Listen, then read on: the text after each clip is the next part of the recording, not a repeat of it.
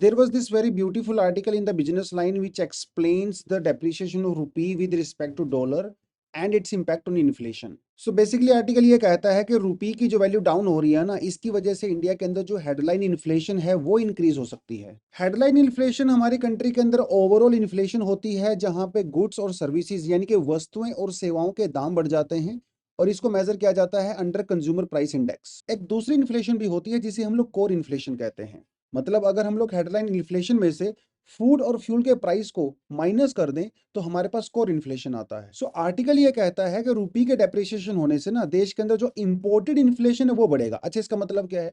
जैसे हम लोग इंडिया के अंदर बहुत सारी चीजों को इंपोर्ट करते हैं, गोल्ड को, क्रूड ऑयल, या जो इंटरमीडिएट गुड्स होते हैं और जो एडिबल ऑयल्स होते हैं। इंटरमीडिएट गुड्स वो होते हैं जो कि किसी फाइनल प्रोडक्ट को बनाने के काम आते हैं। जैसे मान लो टाटा कंपनी गाड़ी बना रही है, लेकिन उसके लिए जो स्टील है या उसके लिए जो रबड़ है वो अमेरिका से आ रही है, तो वो स्टील, रबड़, जो टायर होते हैं वो इंटरमीडिएट गुड्स होते हैं। सो ऑब्वियसली रुपी के डेप्रिसिएशन होने से उन चीजों के दाम बढ़ जाएंगे जो हम लोग बाहर से इंपोर्ट करते हैं। सो आर्टिकल ये कहता है कि इंडिया के अंदर 2026 के आने वाले जो महीने हैं उसके अंदर जो होलसेल प्राइसेस हैं वो बढ़ेंगे, जो ऑटोमोबाइल प्राइसेस हैं वो भी बढ़ेंगे, फ्यूल का प्राइसेस बढ़ेगा, और जो एडिबल गुड्स के द्वारा चीजें बनाई जाती हैं उनके प्राइसेस भी बढ़ेंगे। इवन अमेरिका के अंदर खुद इन्फ्लेशन बढ़ रहा है। इसका मतलब जो कंट्रीज की ट्रेड अमेरिका के साथ अलाइंड है वो ट्रेड और भी ज्यादा कॉस्टली होने वाली है, और उनमें से इंडिया भी एक है। अच्छा देखिए, कंज्यूमर प्राइस इंडेक्स को मेजर करने के लिए बहुत सारी गुड्स एंड सर्विसेज ली जाती हैं। जो गुड एंड सर्विसेज की जितनी ज्यादा इंपॉर्टेंस होती है उसको उतना ही वेटेज दिया जाता है। फिलहाल हमारे यहाँ पे जो सीपीआई इंडेक्स मेजर किया जाता है ना, उसके अंदर फूड और फ्यूल की जो वेटेज है वो काफी ज्यादा है।